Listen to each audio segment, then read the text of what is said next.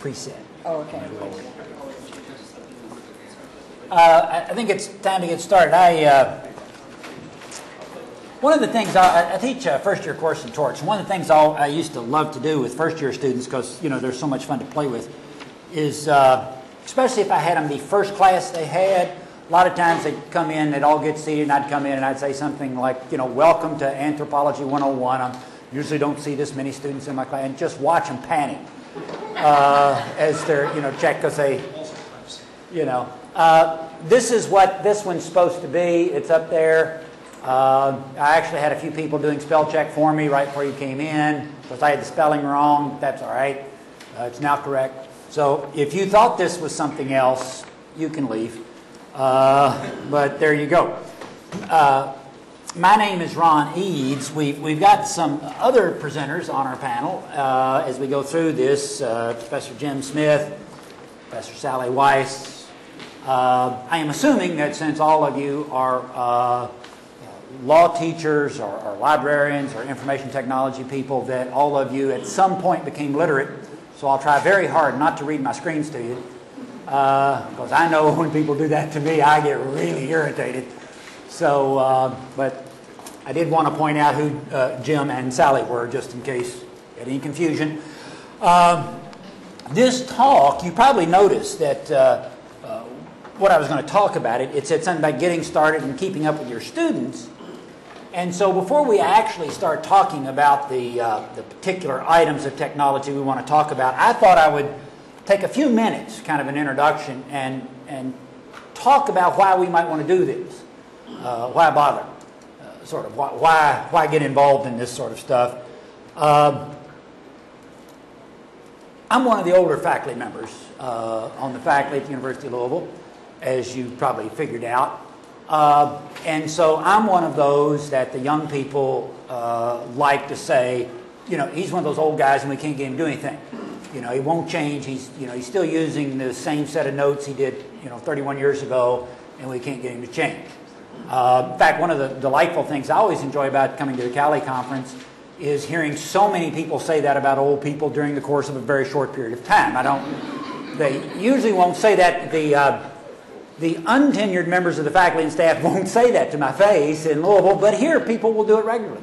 So it's one of the things I enjoy doing. One of the things interesting about that, of course, is I am one of the older people and I do use technology. And one of the things that some of you may not have thought about it sometimes, in fact, it wasn't too many years ago when law schools were just starting to get computers and technology in a lot of the schools, it was frequently one of the old people who had enough power and authority to force schools to actually get started in that route. So, but I am one of those people, so I thought I would talk a little bit about, sort of why we do this. You'll notice I've got something on there about university presidents love it. It's one thing I've noticed over the last few years. Money is short for different things. You can't buy books. You can't get a raise for your salary. You can't get money for scholarships. But somebody will turn up with money for technology. Once they've bought it, they want you to use it.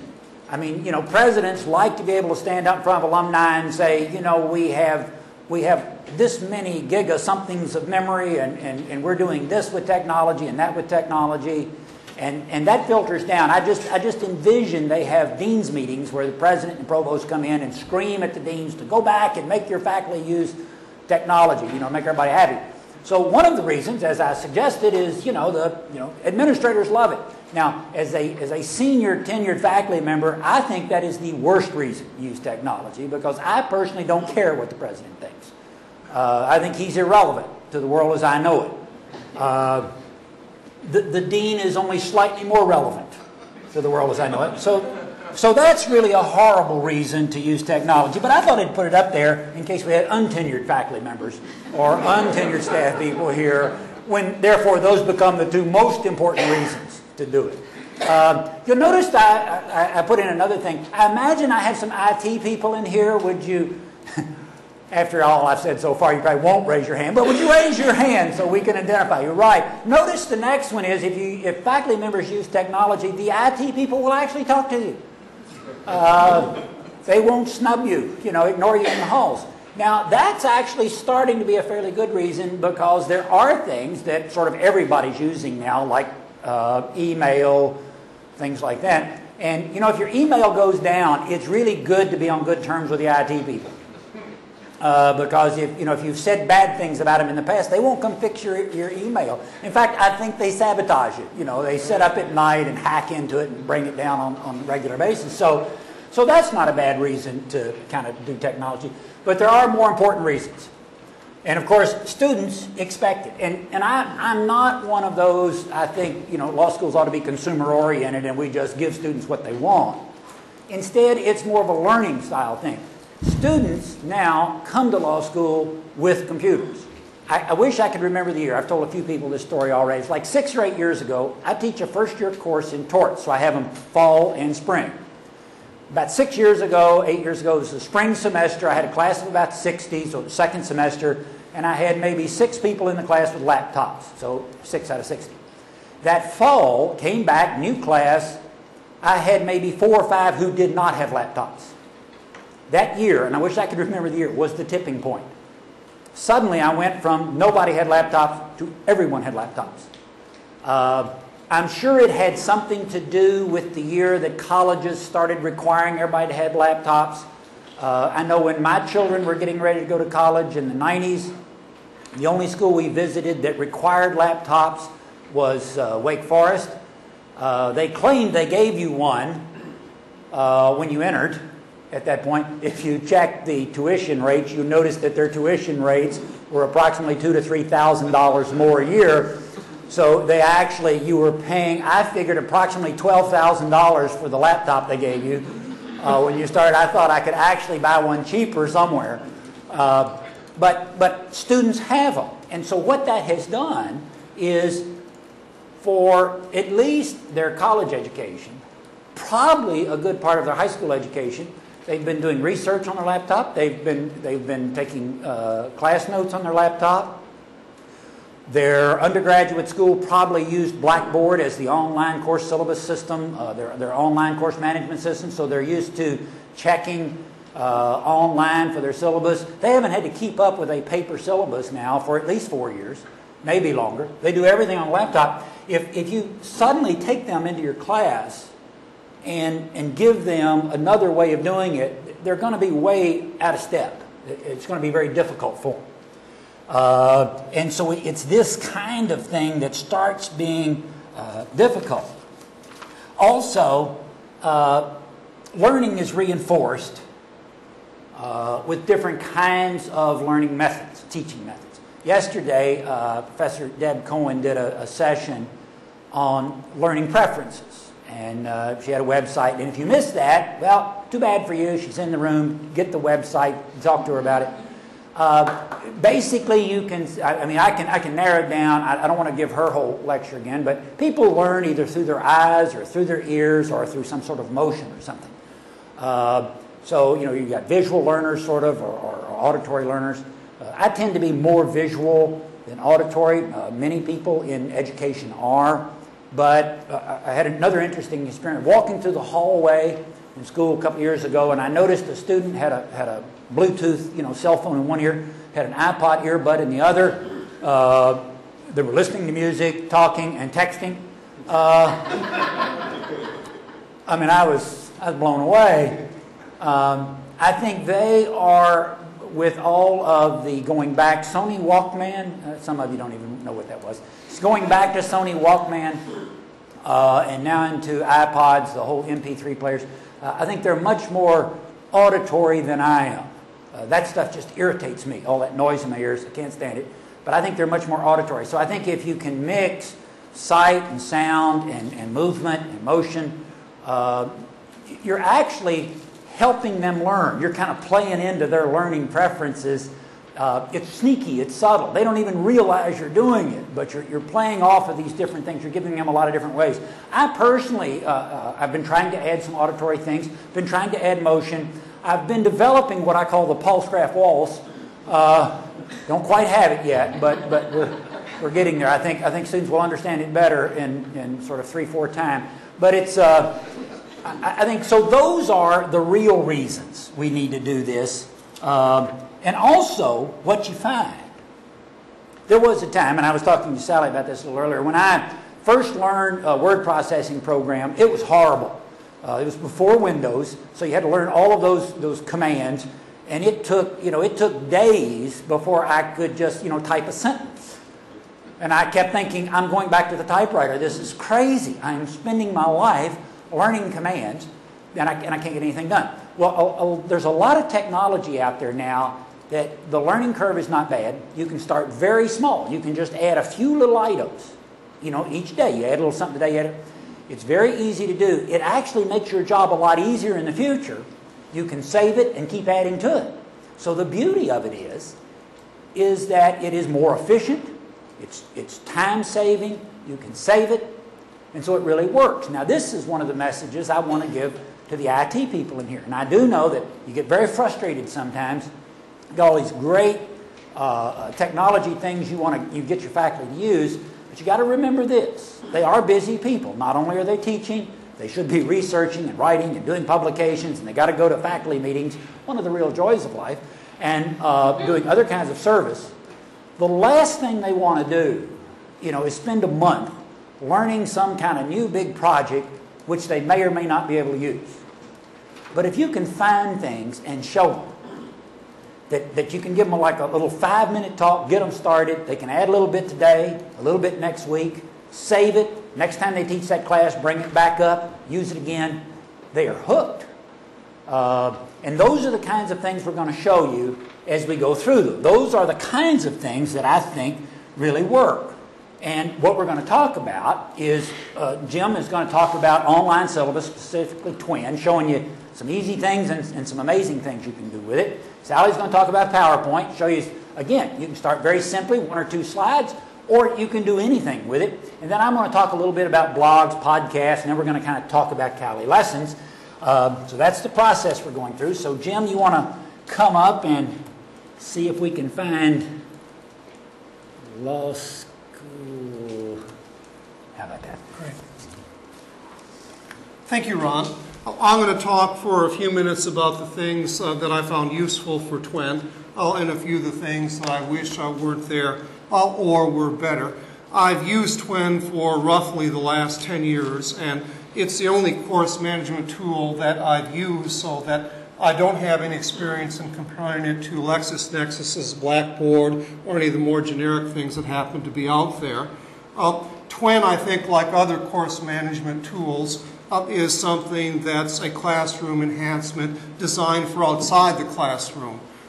Years ago, when my students were less savvy, usually the first day in the semester, I would prove to them that my Twin site existed and spend a few minutes navigating around the Twin site with them. But in the last several years, I found that redundant and not necessary to do at all. I'm going to first, I think, tell you the various ways I use it and what I like about it, and then, as I said a moment ago, talk about a few of the glitches or the disadvantages. I use it for all of my assignments. For first year, I've taught property since I began teaching, and I've never published a syllabus ahead of time. With 1Ls, the way I teach, I find inevitably a particular topic is going to take 3 days rather than 2, and it's not always the same one each year. So my method of assignments for first year is always to assign a week in advance, and in the last class, tell them what it is that we're going to be doing the next week. In the old days, it was always sort of a frantic scrolling on the blackboard in the last 2 minutes of the class when I was over time already. And with Twin, I simply go to assignments form and tell them Monday, Wednesday, Friday what it is I'm going to do. And for my upper level classes where I have generally a syllabus for the whole semester, it's posted on day 1, and is usually the case. Some revision for some reason takes place, and there's usually syllabus revision number 1 and syllabus revision number 2 sometime along the way. I think I'm going to talk mainly, not show you too much of my own particular web page. Most of you have probably seen Twin, but if not, an entry web page lets you post your courses, plus national Twin courses if you want to follow what colleagues are doing at some other schools where they make their work available. All my handouts for a long time have been on Twin, which is highly useful, saves trees. In terms of faculty technological expertise, self-evaluation is maybe tricky, but I'd rate myself at best in the middle. One of the things I learned recently, which probably many of you knew a long time ago, is that any print handout you want, I learned this roughly half a year ago, can easily be converted into PDF pages by your library or by anyone else with some technical assistance, and you can get that onto Twin as easily as anything that's already in a digitized format. I've also found Twin to be quite useful for email communications with students. For one thing, I'm often working on my research projects, and I'm doing Westlaw research anyway, so you quickly can go to Twin and email the students. Our UGA, University of Georgia email system, which is internal, is reasonably good now, but for many years it couldn't do some things that Twin could do. For instance, UGA email only fairly recently, within several years, allowed multiple file attachments, and Twin had that a long time earlier. One little collateral benefit I think I sometimes have with using Twin email is they self-enter their email addresses. And there's a surprising number of UGA law students who, although they're required to have University of Georgia email accounts, seldom check them, but rather Yahoo, some other ISP is where they're going to read on a daily basis. For me, my main email account happens to be UGA email, and my junk account that I check and clean out once a week is my AOL account, but for some students that happens to be reversed, and if you want to reach them timely, the UGA email, the first year section or class thing, only recognizes or allows the official University of Georgia emails. Exams I found quite useful. In the old days, the library had hard copies of my exams, and now I put up the ones I want, which are generally the last 6 or 7 years of essay exams and some multiple choice exams, and they're there from the beginning of the semester, and students find them highly useful. One thing with regard to exam support on Twin that I started a number of years ago that I'm quite satisfied with is I no longer have person-to-person review sessions at the end of the term, but I post all exam questions and my responses to Twin in a separate forum that I set up under Twin called Exam Review. And what I do is, on the last day of the class, I remind them of something that I've said before, that after the last day of the class, there will be no more individual conferences with me, either with individual students or study groups to go over material, but everything must be submitted to me as a question either by email or by asking the question on the Twin form, and I answer for everybody, and then I remind them, and usually they're pretty good, that before asking me a new question, check the forums to see the dialogue that's going on, so that I'm not answering the same rule against perpetuities question several different times. I think one collateral benefit of that approach is, to some degree, it levels the playing field. In the past, passive students, quieter students, I think would be shyer to come out and talk to me several days before the exam, perhaps out of fear that they would be revealing their ignorance, and that more aggressive, more gung-ho students would be the only ones who would really get to ask me questions before the exam. And I think this does level the playing field a little bit. What else to say about the advantages of Twin? It's free for all law schools, and that if you bought the West package, and every law school has it, you have it. I think I started Twin maybe around 10 years ago, and for a year or two when it was new, they tried to sell it as a separately priced item. Our law school didn't buy it, and I think few schools did buy it then, but it's been free since then. At UGA, in terms of course management tools, I'd say maybe close to half the faculty use something, and of those probably a majority use Twin. There's no official move to cause faculty to adopt one or not the other, but one benefit that I've seen is that because most of the students have it for more than just my class, they're familiar with the interface and the way it looks, and they're happy with how it looks. Other advantages. The time commitment for faculty is relatively modest, especially after you've used it the first time, and I consider that quite important. like I think other good course management systems, you archive your courses, and when you restore them, you can decide on a form or document by document basis, what are you going to save, what are you going to reuse, and what do you put away, so that each year when I resuscitate my recent courses, it's usually only 10 or 15 minutes of putting up the new syllabus, deciding what I know is obsolete, and deciding what it is that I want to add and to put there. Another thing I like about Twin is that the course tools themselves are fairly flexible in that you now have a menu and it's growing of maybe, I don't know, 10 or 12 or 14 different things you can implement and set up and use, but you can ignore them if you want to ignore them. And if you ignore them, you don't have a web page that's cluttered in that they're hidden from students. If you decide, for instance, I don't want online quizzes, or I don't want to show them a box that says we could have an online chat or online discussion, it isn't there. And they see something that's clean with just what it is you want to activate.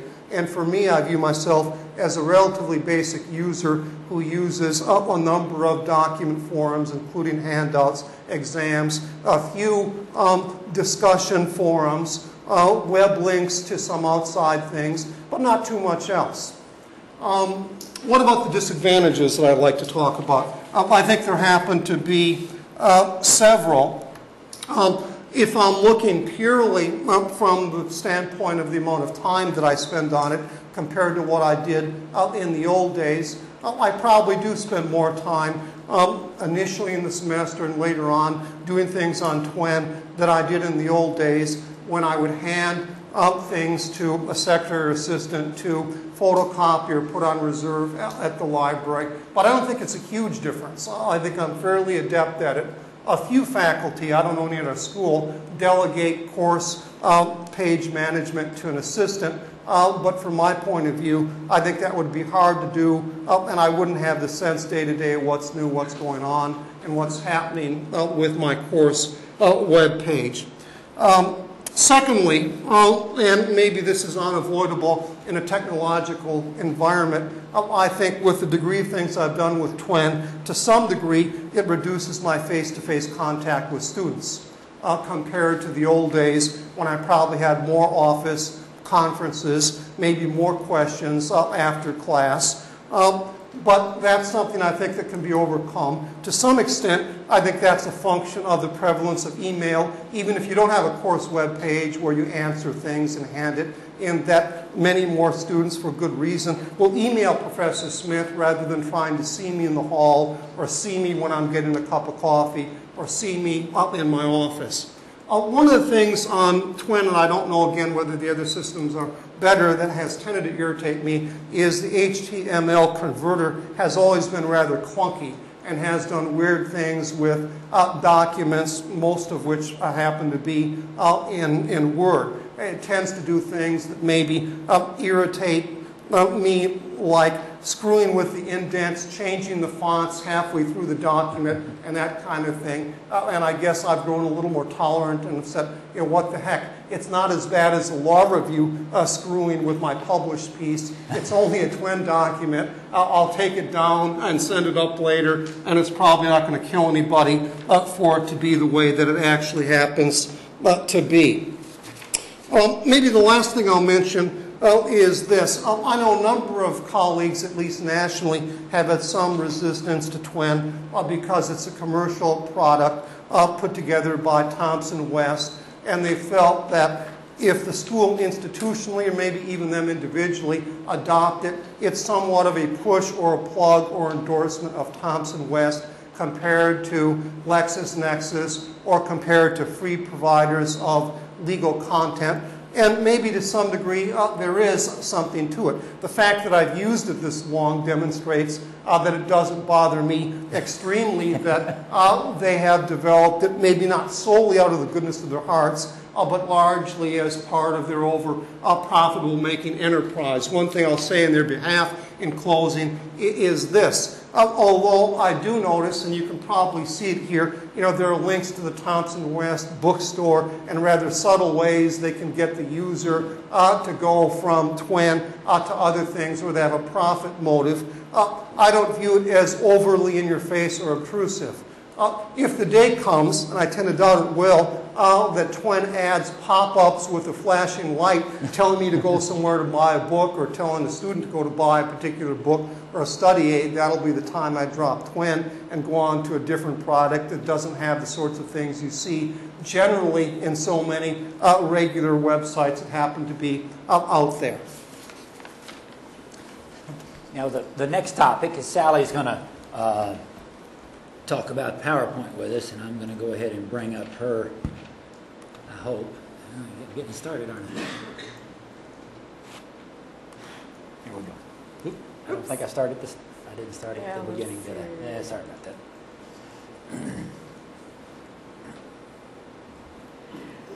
Okay, I'm going to start with PowerPoint, except I'm going to say one thing about TWEN. As being the law librarian, the director of the law library, I wanted to just mention something that Jim said. West is not for free at all. The library does pay. We pay a good chunk to both Lexis and Westlaw. I keep telling that to the students too, so I just wanted to... But it's not separately priced, right? It is absolutely, you can't that's buy the right. West service and say, I won't take TWEN and get a discount. They don't allow that. No, you don't do that, but we do. Right. And we do, and that is an issue because the prices of Lexis and Westlaw both are going up, and so we'll see what happens. And West is separately pricing some things, but I think they learned that TWEN was not one to separately price. Okay, on PowerPoint, what I have done is a blank screen, or essentially a blank screen. Sometimes when you're using PowerPoint, you really don't want to have anything behind you, so it's pretty easy to just put a blank screen in a PowerPoint and you can talk and not have anything behind you. I kind of played with some of the possibilities of PowerPoint, and that one kind of fades in. And then we have another fade in on why. And Ron's already talked about why you might want to use some of the technology, and so I'm not going to really go into that very much. So one of the things that you really need to watch, I think, on PowerPoint is the classroom environment. Where is the screen going to be? And are the students going to just see the PowerPoint on the screen? And are they going to see it on the screen in their own laptop? If everybody has a laptop, then you might want to design things a little bit differently if people can see it close up to them as well on the screen. Or they're, for some reason, just going to see it on their own computer and there isn't a screen in the room. So think about what the environment, whatever classroom you're going to use, because it may make a difference to you how you design the PowerPoint depending upon how the students and you see it. Also, are you going to give them a slide handout? Are you going to say, I'm going to give you the slide handout later? Or you're just going to, are you going to post the PowerPoints later? Or are you going to post the PowerPoints earlier? So there are different things you might want to think about depending upon how you want to do it. If you want the students to see what you're doing and they have a computer, either their own laptop or a computer in the classroom, again, you may then say, okay, I'm going to design how it's going to look because they're going to be able to see it close and far away. So think about your environment, and also think about how large the screen is, and we'll talk about that a little bit later as you try to figure out how much to put on the PowerPoint. All right. Here's some samples, and I thought I would do a John Mayer sample. This was from a couple of years ago, the Rip, Mix, and Learn. Because sometimes with PowerPoint, you really don't want to, you're just giving them not a lot of information. I mean, this is just his opening, but it is kind of bright, catchy, and sets a tone. Now, this was when he's talking about E. Langdell a couple of years ago. And he's got movement, and this is another one of his where, as he was talking in his lecture, he just, right now I couldn't tell you at all why he had, I think he has a little bit in the small down, you may not be able to see it, where he says where to start, and this is the old chicken and the egg. But, looking at the PowerPoint now, it doesn't click, what he was talking about, but at the time it just, moved and made a lot of sense.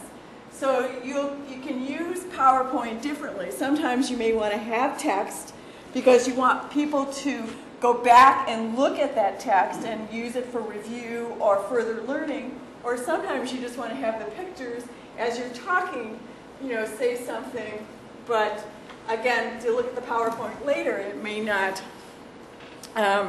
you won't be able to look at each PowerPoint slide and have it all make sense again unless you have a photographic memory of what he was talking about, or your memory of what he was talking about. And here's another slide that John used that I just love. This is collaboration. So he was talking about E. Langdell, collaboration, and the typical herding cats. He has a little bit, right here over there in the left of talking about faculty as like herding cats. So you can use PowerPoints that way. This is another example. Step transactions is a tax term. If you're using a PowerPoint, I could have put in for each of those bullets a definition of a step transaction and then talk about that. And you would be reading it, as I was talking about the step transaction. Or you could simply just, as a place in your lecture, just put step transaction and no bullets, and then, just to kind of keep them what you're talking about. You have to kind of play around and see from what topic, what you might think, how everything works. Now, these are some slides from my class. Now, many times what I do is probably put in too much text. So you have to really watch that. But a lot of times when I'm talking, I'll have the text because I put my slides on Twin.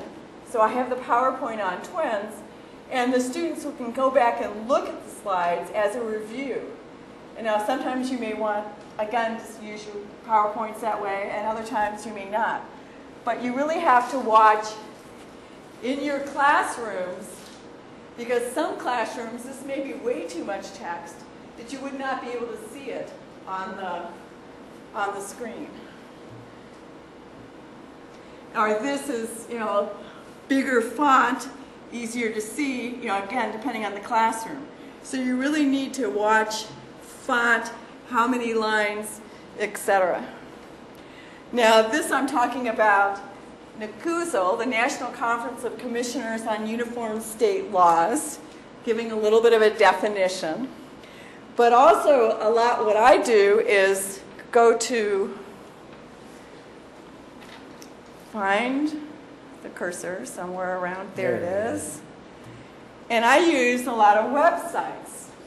Now, this adds a whole different dimension to using the screen, because many times it is difficult to see a website on a screen because it is fairly...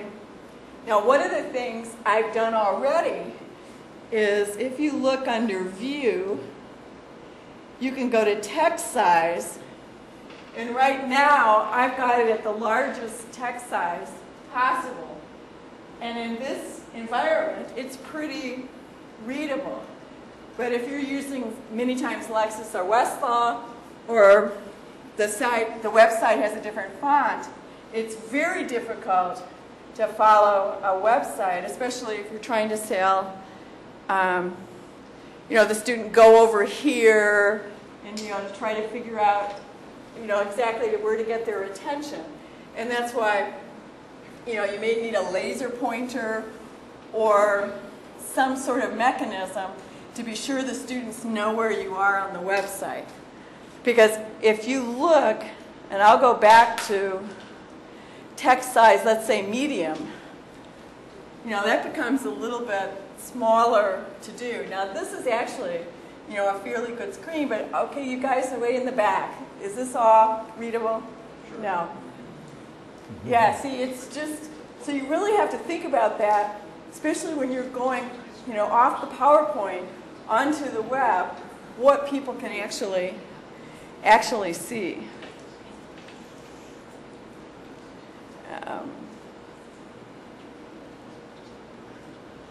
All right, so this is what I just wanted to mention about websites. One is changing the font, and it definitely is, go check out your classrooms. Sit in the back, sit on the side, really see what people can do, because you can see both on your PowerPoint as you design them, and also if you're moving off to any websites or Ron's going to talk about blogs or any of those type of things. Really just be watching and make sure you have pointers.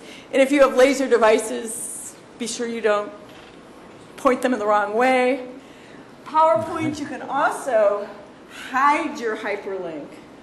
And that's, so if you don't want to show where you're going, you can hide it. Now, many times I keep the link out there because I want the students to know what the link is. This happens to be the list of commissioners by state. So you've got that possibility. This is, again, know your teaching space and know your presentation space. Anytime you're going to do a presentation, you're running into the same sorts of issues depending upon where you are.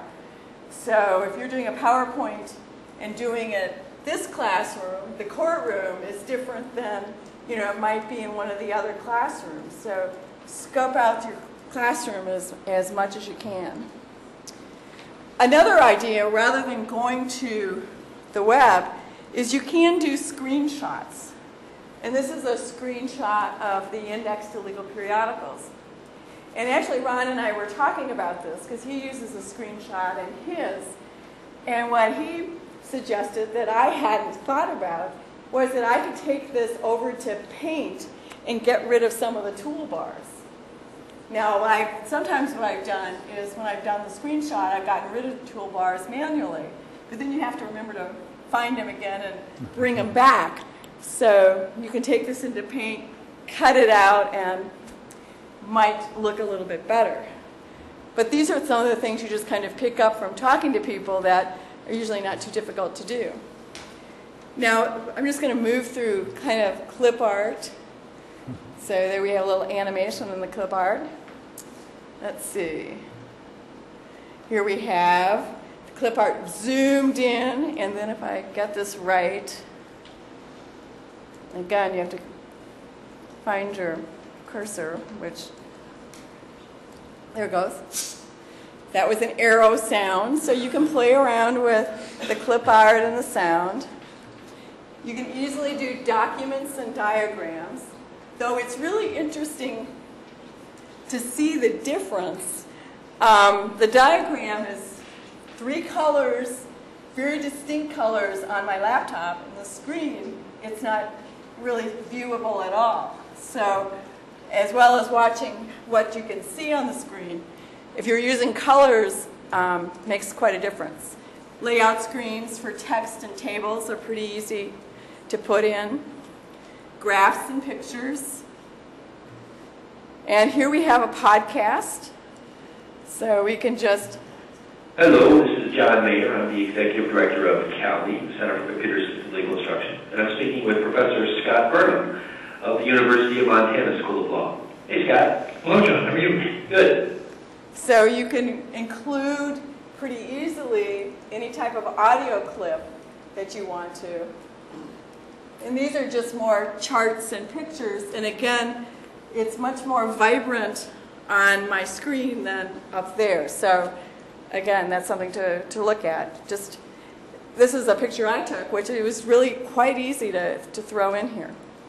I also played around with a movie. You can put movie clips in.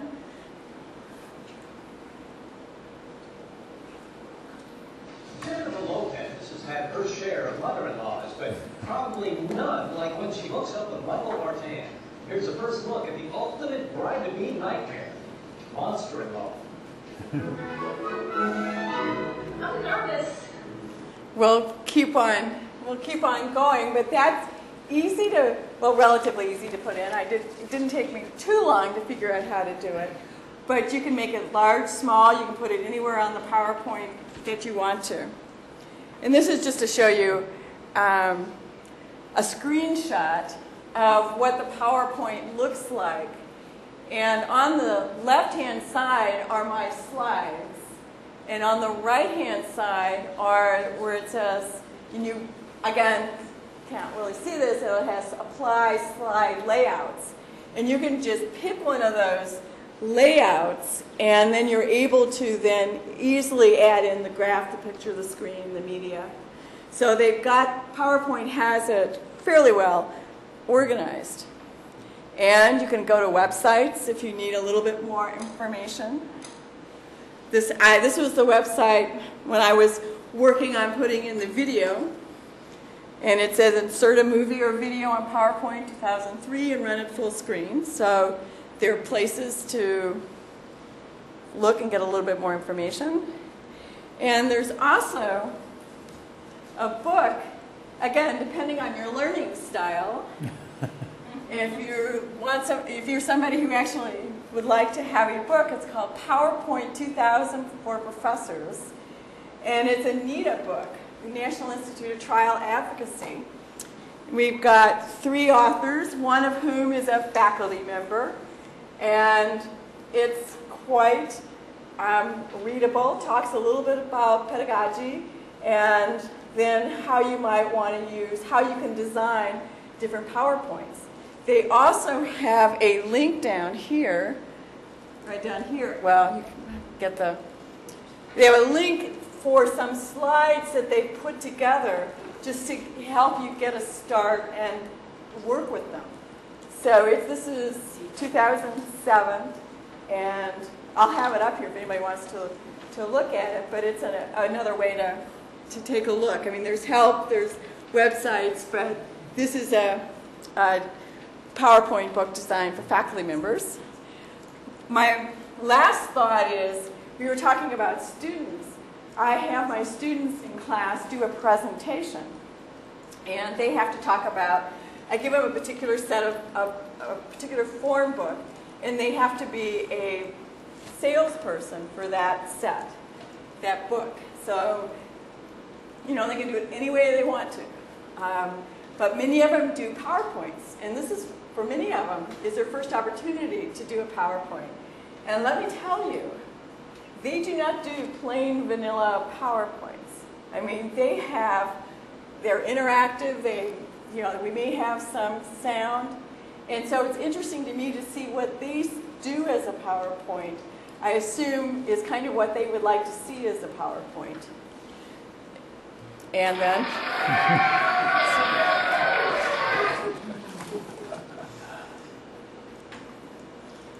Okay.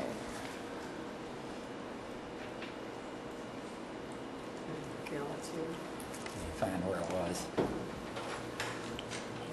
While I'm getting back to my, I can go down there. Notice a couple of things. They, both the Twin and the PowerPoint, there's so much you can do, but the beauty of it is you can start simply. I mean, if you could start adding if you had a statute you needed to teach every year, or a complicated regulation, you can put it on a PowerPoint slide, and then it's with you. And okay, you've done one. And then, next week you might find another statute. Now you got 2. But the beauty of that is you save them. And every time you teach that class, you've got it, And then, a little later you add the third item. Before you know it, you've got a whole library of PowerPoint slides that you can use. And the same thing with Twin. The first time you sit down and start it, you might put your syllabus on it. And think of the time that's going to save you. You're not going to have to keep printing out new syllabus every time a student loses one. But you've got that. And then a little later you add a document. A little later you add that. And then you save it each semester, and you just keep adding to it. And I think that's the beauty of some of these technology things, is they're very simple to start. You can start very small and then just add to it every year. The next one we're going to talk about is blogs. I want to talk about that because that's interesting. A couple of years ago, it was only, the sort of the very esoteric that had a blog. And I didn't even know what a blog was. I couldn't imagine what a blog was. Well, now everybody talks about blogs, and I'm wondering if everybody has a blog. Can I ask everybody that's got a blog, raise your hand? Anybody does any? Wow. Let me tell you, a blog, okay. If nothing else, start a blog when you leave here, and then you're going to really be cool with the IT people. Let me say, IT person comes and says, I can't get, let's say, I got a blog, I'll put it on my blog and I'll complain about it. A blog, and the IT person then will go, wow, man, got a faculty member who's got a blog. A blog is nothing more than your thoughts written online. I mean, that's all it is. It's just a place online. In fact, one thing we can kind of call a blog, when Jim was talking about his discussion groups he has with students, you can actually use a little part of Twin there in that discussion group to blog about that course. Now, you're going to have a limited audience because only those students signed up for that course will be able to read what you've written, but that's a blog, and maybe that's what you'll do. Maybe you'll have part of your discussion on your Twin side as a blog about that area of the law, and you'll just put in things. Oh, great new case just came out today. It completely changes everything I told you last month, so forget that and read this case instead. That's a blog. So that's all really a blog is. It's just things you've written. And it's very simple online written stuff. Now, you can do a lot of things with it. I've just given you one example. It's a way to communicate with your students. You can use it on your Twin site, or you can set up a separate blog where maybe you are the statewide expert on some particular state topic, and so you have a blog on that topic. You are you're the state of Montana's eminent domain expert. So you've got a blog on Montana eminent domain law, and you can discuss that, all the new cases, the issues, that sort of thing. And you put those down. As I said, you can direct it towards your students. You might have it set up so it's only about a class, direct towards students. So it can be as small as you talking to one or two people to talking to the world. Now, how are these set up? Could not be easier. Two ways to go on that. I've told you a simple way. Just if you use Twin site, you've got a blog already. If you want to speak to a little larger audience, first contact your IT people. Surely you IT people have blog capability in your server at your law school. I'm sure you do. If you don't, that might be a good step to go. Memory is cheap, and that's all it is. The other way is to check with CALI. So let me give you a couple of examples. Now, this is a screen capture off of my blog at the University of Louisville. They have the capability. The way I did it is I basically called our IT guy, Jim Becker, great guy, and said, hey, I understand we can do this. How do I do it? So he, over the phone, go to this website, just go to follow this link, enter your user ID, and enter your password. Okay, now type anything you want. Say, hey, all right, I got it. Ours is set up, by the way, that we have all of our pictures saved somewhere on the server. So every time I write, it sticks my picture beside it. So, okay. You IT people, you don't have to do that. I don't think that adds a lot to it, but I haven't been able to get them all. So that's it. Notice this one. I like the picture. Do you like the picture? Okay. Notice this one is me announcing the publication of 2 new books. So if anybody's interested in purchasing those, you can contact Carolina Academic Press for an extra $1. I'll autograph them. But this is just an example. See, this might be something you kind of a blog to the world. That's the way to do it. Another way of if your university, law school doesn't have blog capability, CALI does. This is another screen capture. Sally talked about that, just a little side comment. You can go right, when you're doing a presentation, you can go right to the web off of your PowerPoint if you like, or what you can do, if you're not going to do a lot of moving around the web, you can just capture the screen and put it there so that it kind of cuts down the steps. And that's what this is. You can go to the CALI website, notice the little links across the top there, home, create a blog. You go to the class, on the home site, it'll have class, cast your blog, those kind of things. Follow those links, and it'll bring you to this page, create a blog, administer your blog, forgot your password. Follow the directions, and you'll set up a blog. And then you can just write to your heart's content. Now, if you're having a little trouble following the connections, call the people at CALI. The phone numbers are on the website. It's very simple. Basically, once you get your user ID and a password, you can speak to the world. Now, the CALI website, again, is a little narrower than the world. It's people who can get in access to CALI. But that's still a pretty good sized group. It's a whole lot of the law school people. So that's what blogging is about. One of the interesting things about the CALI blog is you'll notice when you look on there, the Classcaster allows you to blog, set up documents, and add podcasts. So it's a little bigger than the one at the University of Louisville in the sense that I can add more stuff to this if I set this one up that way. I have a feeling that the University of Louisville site will start letting me put podcast on at some point, but they don't right now. So that's blogging, a very simple tool. Again, very easy to start. You get a user ID and a password and you're on. Then you can use it. You don't have to write every day. You can start with a few comments, maybe directed towards your students using the Twin site, or maybe announcing some topic that you're interested in so you can share that information with other colleagues. Very simple, very easy to get started with. I mentioned podcast. Podcasts are another online device, and they're very simple also. A blog is something you've written. A podcast is auditory. It's sound, and that's all it is. A podcast, another thing that sounds very, very technical, is nothing more than recorded sound saved online. A lot of reasons you might want to do that. I mentioned a couple of times already, students learn different ways. I tend to be more visual. I think our students today are much more auditory. If you can reinforce the learning by adding some sound, I think it helps them. Obviously, they get that in class when they listen to you, but if they can go back and listen to it, I know, and you can do almost anything. It can be anything from short little lectures that you record to, I know some people actually record their whole classes, save them online, and the students can go back and listen to them again. It really helps those that are auditory, I think. Also, they are saved as MP3 files. Now, that's a very simple thing. MP3 files are just the type of file that a podcast is. That's the same type of sound file that music is stored in and downloaded by students into their MP3 players. The most typical brand of MP3 player that everybody knows about is the iPod, of course.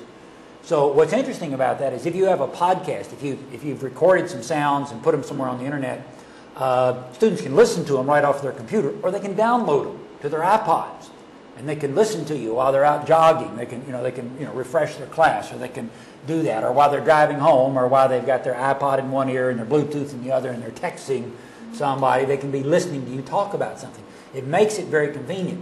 And the beauty of that is students do that sort of playing with sound and MP3 files all the time. I mean, they're all, sure you've read about Napster.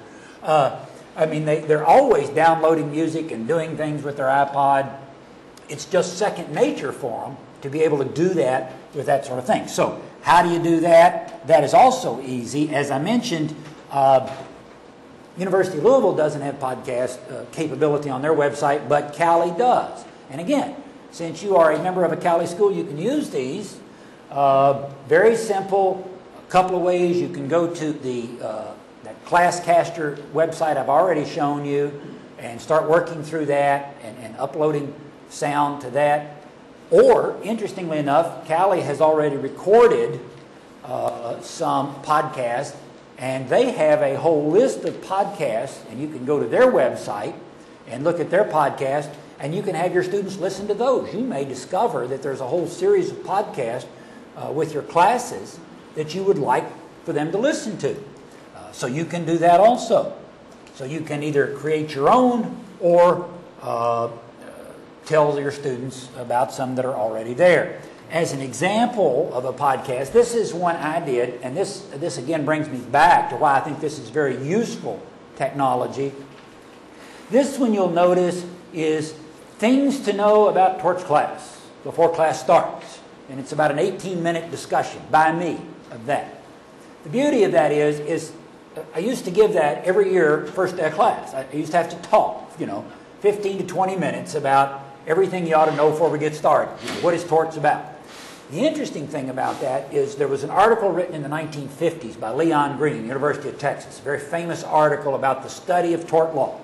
He was a very famous torts teacher. And the reason he wrote that article, he said, was when he would be teaching torts, periodically he would stop and tell students again, the reason we're doing this is, and he'd go through the whole thing again. So he finally decided he'd write a law review article, and when he would get this urge to tell students what they were doing in torts class, he'd say, read the article again.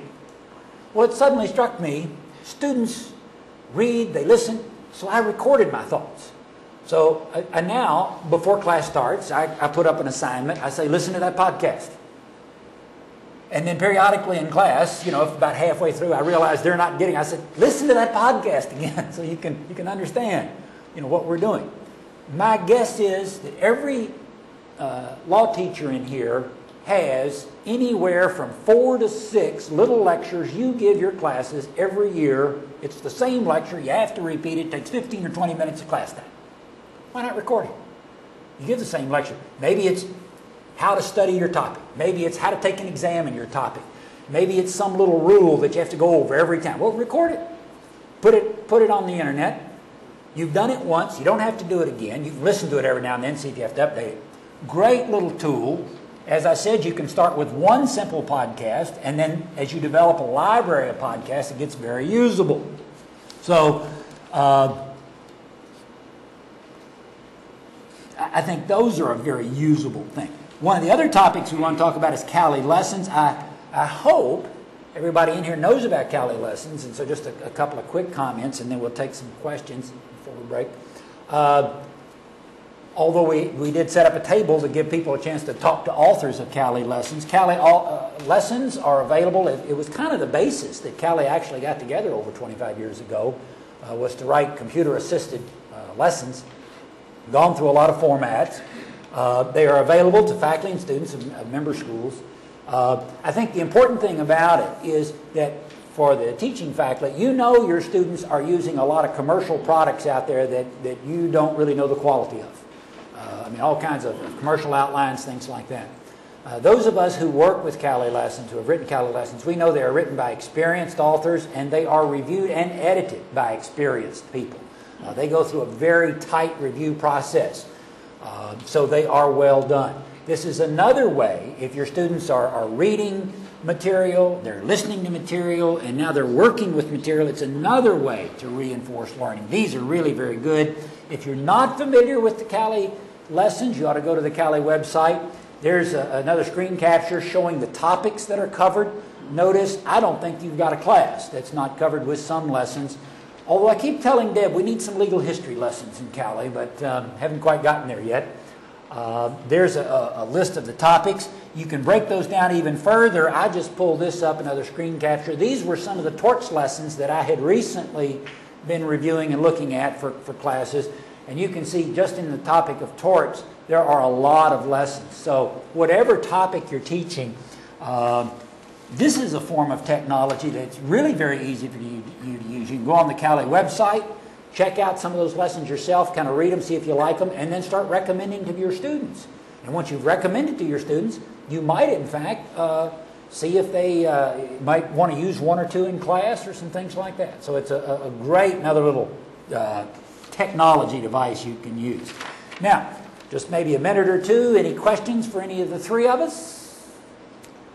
No questions. You want to get out and get to the snack line for anybody else does? Again, I hope what we've shown you, if you're not using some of these things, very easy to get started. You can take 5 minutes and get a little piece, add another piece next week. You can save it, use it each year, and let it grow. And it really helps you in your job. And plus, it really reinforces the students. And using